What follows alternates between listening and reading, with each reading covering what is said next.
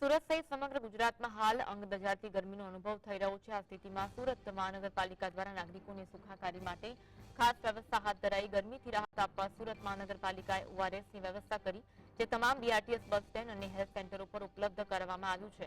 આ ઉપરાંત health centre ઉપર બેડની વ્યવસ્થા કરાઈ, જેથી ગરમીથી પીડાતા લોકોને તાત્કાલિક સારવાર મળી રહે। જો કોઈ વ્યક્તિને હીટસ્ટ્રોકનો ભોગ બનવું પડે તો તેના માટે વોટર બેગ અને આઈસ પેકની પણ વ્યવસ્થા કરવામાં આવી છે।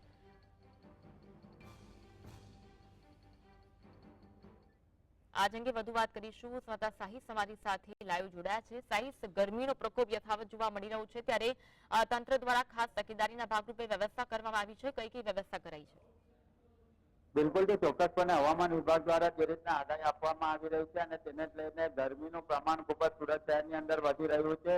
રોજ 41 થી 40 થી 41 ડિગ્રી તાપમાન જે છે તે સુરત શહેરની અંદર નોંધાઈ રહ્યું છે। ત્યારે સુરત મહાનગરપાલિકાની ટીમ પણ હવે એલર્ટ મોડ પર જોવા મળી રહી છે। બસ સ્ટેન્ડ હોય કે પછી તમામ હેલ્થ સેન્ટરો પર ઓઆરએસ અને બેગનું જે છે તે અત્યારે વ્યવસ્થા જે છે કરવામાં આવી છે। આપણે એના દ્રશ્યો બતાવવાનો પ્રયત્ન કરી રહ્યા છીએ કે અત્યારે પાલ હેલ્થ સેન્ટર પર ઓઆરએસ મૂકવામાં આવ્યા છે। કોઈ પણ દર્દી આવતા હોય અથવા તો તેમના સગા સંબંધીઓ આવતા હોય તો ઓઆરએસ થી ઠંડક અનુભવી દેતા હોય છે। એટલું જ નહીં, પરંતુ અલગ અલગ વ્યવસ્થા જે છે તે પાલ હેલ્થ સેન્ટર ખાતે કરવામાં આવી છે। ત્યારે એના ડોક્ટર ઉપસ્થિત છે, એમની જોડે વાત કરીશું। મેડમ, કઈ રીતની વ્યવસ્થા કરવામાં આવી છે?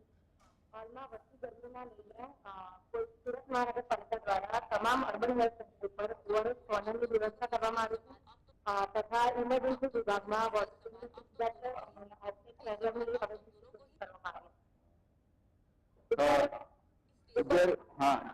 કોઈ બી બેડ કોઈ બી પેશન્ટ હીટ ના આવે તો પેશન્ટને ઉપર બીજા 2 રૂમ આપણે સ્પેશિયલ હીટ સ્ટ્રોકના પેશન્ટ માટે રિઝર્વ કરવામાં આવ્યા છે, જેના માટે જેથી કરીને કોઈ બી પેશન્ટ આવે તો એને બધી સુવિધા પૂરી કરી દે। જે રીતના આઈસ શબ્દ મૂકવામાં આવ્યો છે એનો કઈ રીતનો ઉપયોગ કરવામાં આવશે? પેશન્ટ જાણે કે કોઈ બી પેશન્ટ હીટ સ્ટ્રોકનું આવે છે તો તેને વોટર બેગ છે એમાં ઠંડુ પાણી ભરીને પેશન્ટને તેની અંદર રાખવામાં આવે, જેથી કરીને એનું જે શરીરનું તાપમાન હોય તે ઝડપથી નીચે આવી જાય। અત્યાર સુધી કોઈ પેશન્ટ આવ્યું હોય? હાલમાં હમણાં સુધી કોઈ પેશન્ટ નથી આવ્યું, પણ બધી વ્યવસ્થા અમારી તૈયાર છે। બિલકુલ જે અન્ય જે ડોક્ટર છે એમની જોડે વાત કરીશું। મેડમ, જે રીતના ઓઆરએસ મૂકવામાં આવ્યા છે, કઈ રીતના તકેદારીના ભાગરૂપે ઉપયોગ કરવામાં આવશે અને ખાસ કરીને અત્યાર સુધી કોઈ કેસો આવ્યા છે ખરું?